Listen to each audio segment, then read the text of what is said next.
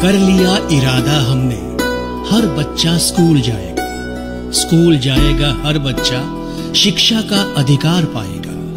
घर घर ये बात पहुंचाएंगे, शिक्षा का अलख जगाएंगे। इसी संदेश व संकल्प के साथ यूनिसेफ और समग्र शिक्षा उत्तर प्रदेश पेश करते हैं ये कार्यक्रम जन पहल। शिक्षा प्रगति की ऐसी सीढ़ी, रोशन होती जिससे हर पीढ़ी। आज माता पिता ने है ठानी, विद्यालय प्रबंध समिति में भागीदारी है निभानी, भागीदारी है निभानी। कल की दुनिया तुम्हारी है बच्चों, तुम ही हो देश का भविष्य। शिक्षित और स्वस्थ तुम्हें बनाने का आज हमने किया है निश्चय। भाइयों और बहनों, दुनिया भर में बच्चों को सेहत का अधिकार दिए जाने की बात चल रही है और जानते हैं यहाँ बच्चों की सेहत का मतलब है तन से सबल और मन से बुद्धिमान, कुशल और निपुण बच्चे जो रखते हैं दुनिया भर का ज्ञान। और बच्चों के भविष्य की इसी कल्पना को अनिवार्य शिक्षा के जरिए सच करने की एक कोशिश है शिक्षा का अधिकार अधिनियम, जिसे हमारे देश में 2010 में लागू किया गया। अच्छा, तो विद्या बेटी प्रोग्राम शुरू भी कर दिया। अरे काकी, पहुंच गई आप। सच कहूँ, आप पहुँचे नहीं तो मुझे प्रोग्राम शुरू करना ही पड़ा। अरे तो अच्छा किया ना। चल, अब तुम बात पूरी करो अपनी। हाँ काकी, लेकिन मैं अपने सुनने वालों को ये तो बता दूं कि जन पहल कार्यक्रम के इस सफर में मेरे साथ रहेंगी हमारी काकी। तो भाई मैं भी तुम सबको जय हिंद कहती हूँ। भाई अब तुम अपनी बात को आगे बढ़ाओ, मैं भी कुछ न कुछ उसमें जोड़ती जाऊंगी। हाँ काकी, तो मैं बात कर रही थी हमारे देश में लागू शिक्षा के अधिकार अधिनियम की, जिसके तहत 6 से 14 वर्ष तक के देश के हर बच्चे की निःशुल्क प्रारंभिक शिक्षा को अनिवार्य बनाया गया है और विकलांग बच्चों तथा लड़कियों की शिक्षा के लिए विशेष कोशिश किए जाने की बात कही गई है। विद्या बेटी, ये अधिनियम तो बहुत ही बढ़िया है, पर इसे सफल बनाने की भी कुछ बातें पूरी होनी चाहिए। हाँ काकी, इस अधिनियम को सफल बनाने के लिए जो जरूरी बातें हैं उन्हीं में से एक है देश के हर सरकारी स्कूल में विद्यालय प्रबंध समिति यानी SMC का गठन। विद्या बेटी, इस समिति में तो स्कूली बच्चों के माता पिता भी शामिल होते हैं। हाँ काकी, बच्चों के माता पिता या अभिभावक शामिल होते हैं तो SMC द्वारा अपनी जिम्मेदारियाँ सही ढंग से निभाना बहुत ही जरूरी है। और हमारे कार्यक्रम जन पहल का उद्देश्य यही है कि SMC से जुड़ी जानकारियाँ सुनने वालों तक पहुँचाएं, ताकि इसकी जिम्मेदारियों को सही ढंग से निभाया जा सके। अच्छा, तो तुम सरपट दौड़ती हुई इस प्रोग्राम में आ रही थी काकी? लो, ये चंदू भी मेरे पीछे पीछे पहुंच गया यहाँ। भाई तुम सब लोग एक एक करके क्यों पहुँच रहे हो यहाँ? अच्छा, तो अगली बार इकट्ठे आ जाएंगे। तुम कहोगी विद्या बहन तो 2-4 औरों को भी ले आएंगे। तो क्या तुम अगली बार भी आओगे चंदू? अरे विद्या बेटी, इस चंदू को भी किसी तरह एडजस्ट कर ले इस प्रोग्राम में। हाँ। मना करेगी तो बहुत सर खाएगा ये। तुम तो इसे जानती ही हो ना। ठीक है चंदू, बैठ जाओ इधर। बैठ गया। हाँ तो काकी और चंदू, हमारे इस कार्यक्रम के जरिए ये प्रेरणा जगती है कि स्कूल में पढ़ने वाले बच्चों के माता पिता और अभिभावक SMC की बैठकों में हिस्सा लें, स्कूल की समस्याओं के बारे में बात करें और मिलकर उनका हल निकालें। पर विद्या बहन, माता पिता ने तो अपने बच्चों को स्कूल में दाखिल करवा दिया तो उनका काम तो हो गया खत्म। अब स्कूल की समस्याएं सुलझाने की बात या तो स्कूल वाले जाने या सरकार। अब माता पिता मीटिंगों में घुसे रहें या अपना काम देखें। अरे चंदू, अपने बच्चों के लिए शिक्षा की राहों को आसान बनाने से बड़ा काम भी कोई हो सकता है क्या? हमारे इलाके का स्कूल हमारा है, हमारे बच्चों का भविष्य वहाँ बनता है, तो क्या स्कूल का कामकाज सही ढंग से चलाने में हमें मदद नहीं करनी चाहिए? और यही बात शिक्षा के अधिकार अधिनियम में भी कही गई है। बिल्कुल सही बात है विद्या बेटी, पर SMC की बैठकों में तो वही लोग जाएंगे ना जो इसके मेंबर हैं। नहीं काकी, मेंबर्स के अलावा अन्य बच्चों के माता पिता या अभिभावक और इलाके के जिम्मेदार व्यक्तियों के साथ साथ आम लोग भी इसकी बैठकों में जाकर समस्याओं को सुन सकते हैं और अपनी बात कह भी सकते हैं। अच्छा ये बताओ विद्या बेटी, ये मेंबर कौन बन सकता है? मैं जानती हूँ काकी, आपकी तरह हमारे श्रोताओं के मन में भी कई प्रकार के सवाल उठ रहे होंगे, तो उनका जवाब जानने के लिए हम सुनवाते हैं ये नाटिका।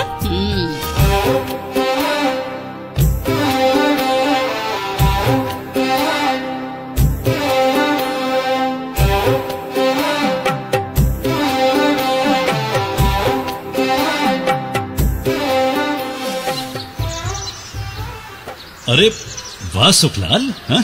तुमने तो हमारे घर की बगिया का कायाकल्प ही कर दिया। अरे मास्टर जी, आप हमें सेवा का मौका ही कहाँ देते हैं। ये तो 2-4 दिन से आपकी तबीयत ठीक नहीं है, तो हमें मास्टरनी काकी ने बुला भेजा ये सब क्यारियां बनाने के लिए। अरे धन्यवाद भाई, तुम्हारे रहते सुखलाल हमें अपनी बगिया की चिंता करने की जरूरत नहीं है। हाँ मास्टर जी, हम यहाँ खुशबूदार फूलों के बीज भी बो देंगे। अरे नहीं, अब वो सब मैं कर लूंगा। अरे काहे मास्टर जी, आपने मास्टरी करते करते शिक्षा के बगीचे में न जाने कितने फूल खिलाए हैं, तो क्या हम आपके बगीचे में फूल नहीं खिला सकते? अरे आप रिटायर्ड हो गए हैं तो अब आराम कीजिए।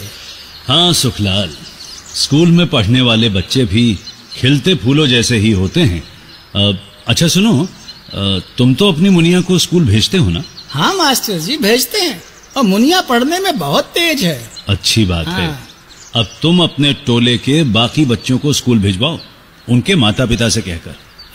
हाँ मास्टर जी, याद आया, मुनिया के स्कूल के मास्टर जी कह रहे थे कि हमें क्या कहते हैं वो, हाँ एसएमसी में भागीदारी निभानी चाहिए। वो बोले कि हम उनके मेंबर बन सके हैं। हाँ सुखलाल, एसएमसी मतलब स्कूल मैनेजमेंट कमेटी, यानी विद्यालय प्रबंध समिति। स्कूली बच्चों के माता पिता को स्कूल के प्रबंध में इस प्रकार भागीदारी निभानी ही चाहिए। आखिर तुम्हारी मुनिया और उस जैसे दूसरे बच्चों को स्कूल में स्वच्छ, सुरक्षित और पढ़ाई लिखाई में रुचि पैदा करने वाला वातावरण तो चाहिए ना। और वो जो इस समिति का मेंबर बनने की बात बोले, देखो मैं तुम्हें इस समिति के गठन की बात बताता हूँ। बैठ जाओ इधर। हाँ, अब ध्यान से सुनो। जी हाँ, बताइए। देखो सुखलाल, एसएमसी का गठन और इसके द्वारा अपनी जिम्मेदारियां पूरी करनी इसलिए जरूरी है ताकि हमारे देश के जो बच्चे अभी तक स्कूल नहीं जा पाए हैं वो भी इस समिति के प्रयत्नों से स्कूल जाएं, और वो स्कूल में जाकर नियमित रूप से पढ़ाई तभी कर पाएंगे जब उन्हें वहां हर प्रकार की सुविधा मिलेगी, और ये सुविधाएं एसएमसी अपने प्रयत्नों से पूरी कर सकती है। लेकिन ये समिति बनती कैसे है? अरे सब्र कर सुखलाल, बता रहा हूँ।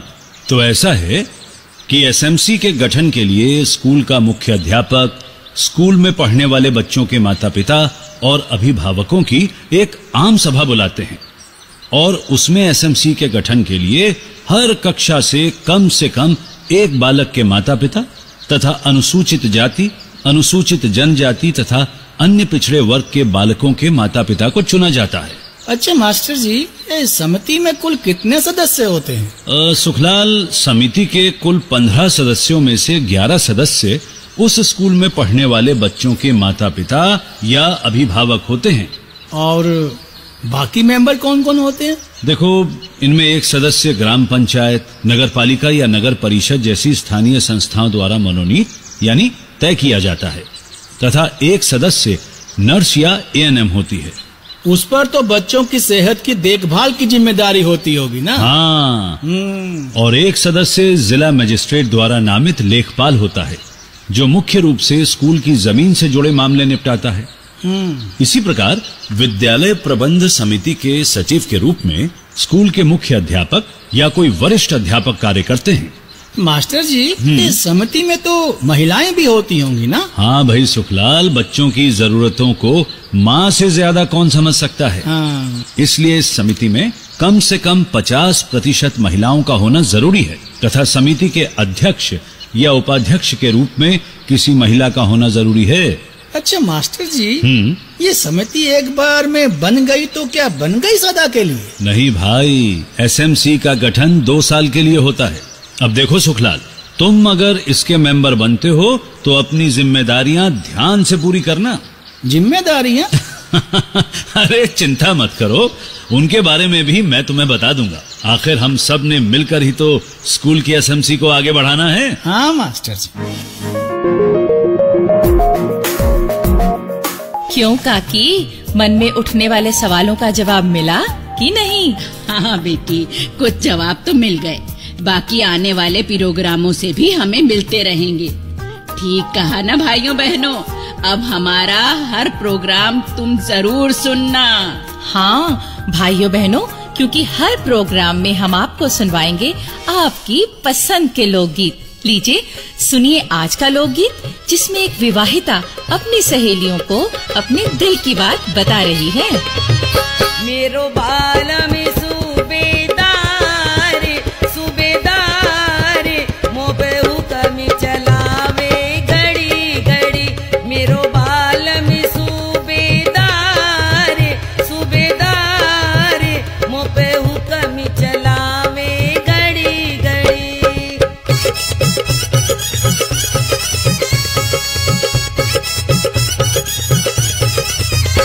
मेरा ससुराल लाड़ लड़ावे है, सासू का कहने पुगावे है। मेरा ससुराल लाड़ लड़ावे है, सासू का कहने पुगावे है। ना कदे करे तकरार। और काकी, अब हम सुन लेते हैं ये प्रेरक संदेश। हाँ जी, मैं मेरठ का विद्यासागर हूँ जी, रिटायर्ड हेडमास्टर हूँ। तो ये जो शिक्षा का अधिकार अधिनियम है ना जी, इसके लागू होने के बाद देश के अन्य भागों की तरह उत्तर प्रदेश में भी बच्चों को पढ़ाने लिखाने के लिए जागरूकता आई है जी। मैंने खुद अपने कार्यकाल में निजी तौर पर इस बात पर ध्यान दिया कि विद्यालय में प्रवेश पाने वाले बच्चों की संख्या बढ़े, लेकिन हमें बहुत अधिक सहयोग मिला वो विद्यालय की प्रबंध समिति की तरफ से। अरे चंदू, तू कहीं सो तो नहीं गया? अरे इतनी देर तक तो चुप ना रहे है तू। काकी, मैं सोच रहा था कि मुझे भी गांव के घर घर जाकर कहना चाहिए कि अपने बच्चों को स्कूल पढ़ने के लिए भेजो। चलो जी, पहले प्रोग्राम में ही अकल आ गई तुझे।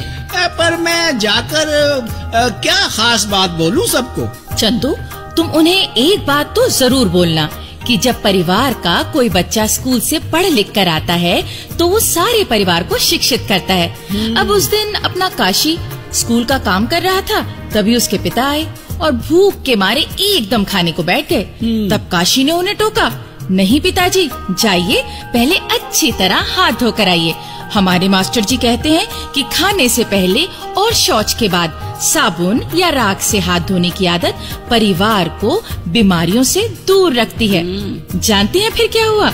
अरे काशी के बाप को अपने नन्हे मास्टर जी की बात माननी ही पड़ी होगी। हाँ, तो मतलब जो बच्चा स्कूल में पढ़ने लिखने जाए वो पूरे घर को पढ़ा लिखा बनाए। भाइयों बहनों, अगर आप अपनी बात हम तक पहुंचाना चाहते हैं या विद्यालय प्रबंध समिति के बारे में कोई जानकारी चाहते हैं या कार्यक्रम के बारे में कोई सुझाव देना चाहते हैं तो इस पते पर लिखें। हमारा पता है समग्र शिक्षा उत्तर प्रदेश, सर्व शिक्षा अभियान ऑफिस, विद्या भवन, प्रथम तल, फर्स्ट फ्लोर, निशांतगंज, लखनऊ 226007। तो अब जन पहल के अगले कार्यक्रम तक विद्या और अपनी काकी और अपने चंदू को आज्ञा दीजिए। जय हिंद। शिक्षा प्रगति की ऐसी सीढ़ी, रोशन होती जिससे हर पीढ़ी।